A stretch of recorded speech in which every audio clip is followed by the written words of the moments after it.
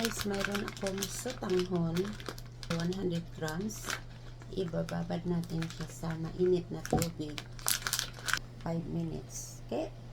So, ito na siya guys. After 5 minutes, nilagay na natin sa strainer. Ibalik natin siya sa bowl. At, ayan na siya guys. Tapos, lagyan natin siya ng flavor. Gusto ko ube kasi favorite ko. So, tansya nyo na lang ano kadami yung yan guys. Para ano siya yung kulay ba. Tansya nyo yung kulay na gusto nyo. Yan na guys. Ibahin natin yung kulay. Yan na siya. Purple. Set aside muna natin. Okay guys, dito na naman tayo sa kanya 300 grams o 300 ml na coconut milk. Mix ko lang. Dito ko na sila i-mix kasi para diretso nang lutuin natin. Yan.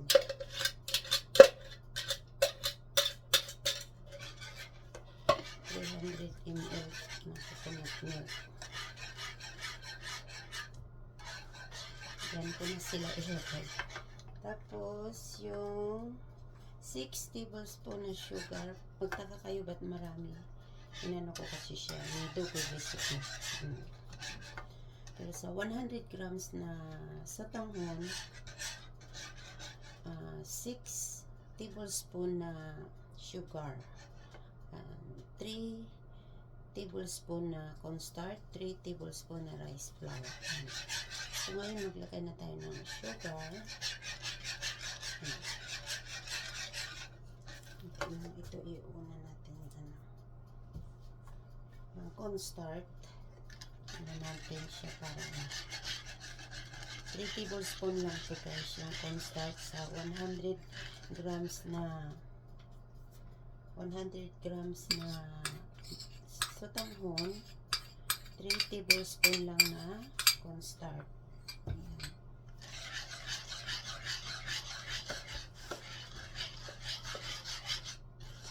Mix well. Halo-haloin natin ng mabuti para hindi siya mag-uubra. 3 tablespoon din na rice flour. Ayan.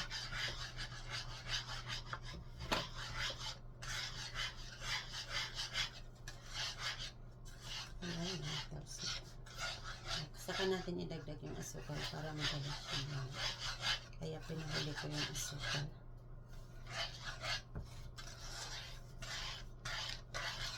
Mix well lang natin guys.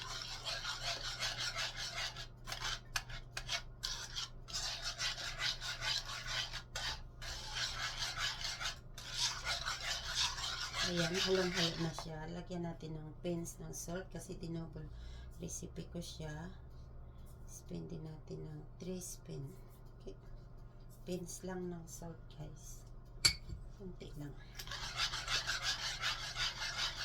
Ayan na siya guys, isalang na natin.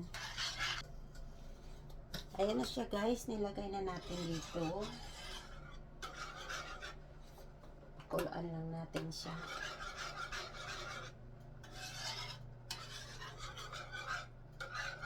At try nyo lang guys, tikman yung tamis niya. Kung gusto nyo mas lalong tatamis siya, dagdagan nyo na lang yung sugar. Ayan na siya guys.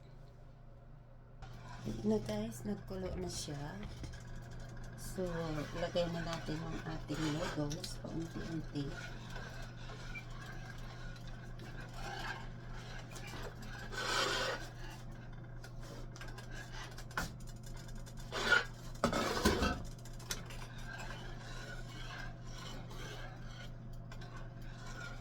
Kasya kaya to.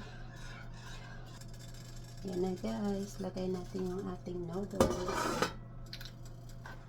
Lulutuin lang natin na mag-stick na siya.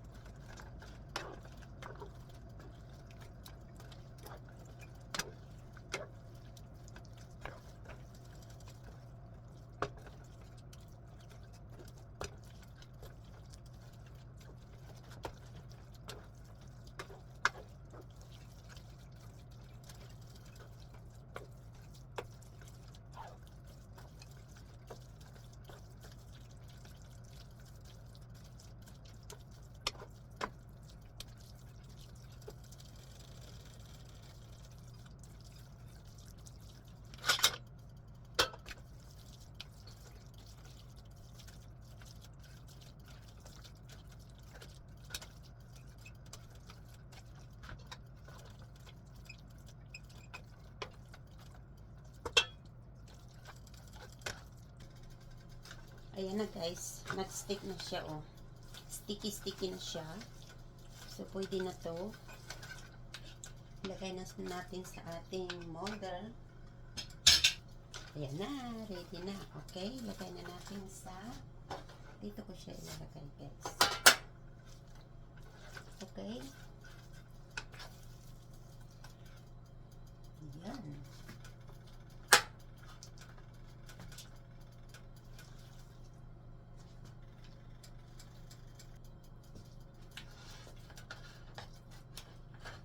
Ayan na guys, ready na siya oh. I-system na natin. Tingnan natin kung anong kalabasan. Okay?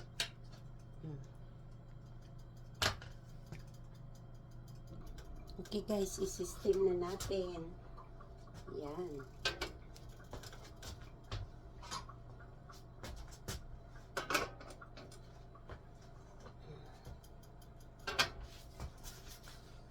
Saan natin yung apoy? Hintayin natin ng 20 minutes. Ayun na guys, tapos na siya. Na-steam ko ng 20 minutes. Oh, ready na siya. So, hintayin na lang natin muna na mag-warm siya kasi sobrang init. So, mamaya na natin i-slice. Okay? Yan na siya. Done. Ito na siya guys. Matigas na siya. Oh, kaya hindi na mainit. Kasi nilagay ko sa labas na frozen. Ayan. Ito na siya guys, slice na natin.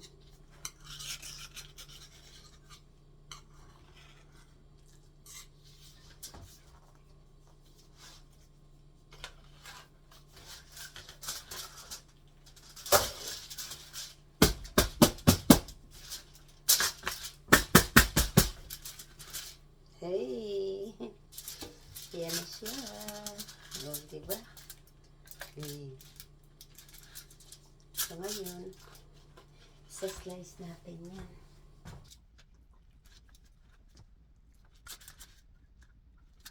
Pag isa pa lang gagawin ko, okay lang siya. Hindi ko ito lang recipe.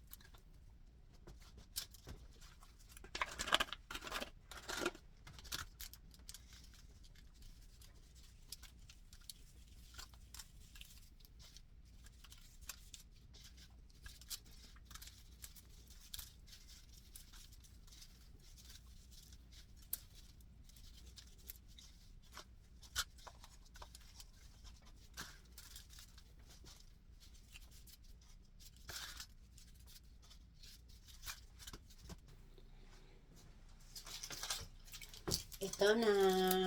Oh, yan na.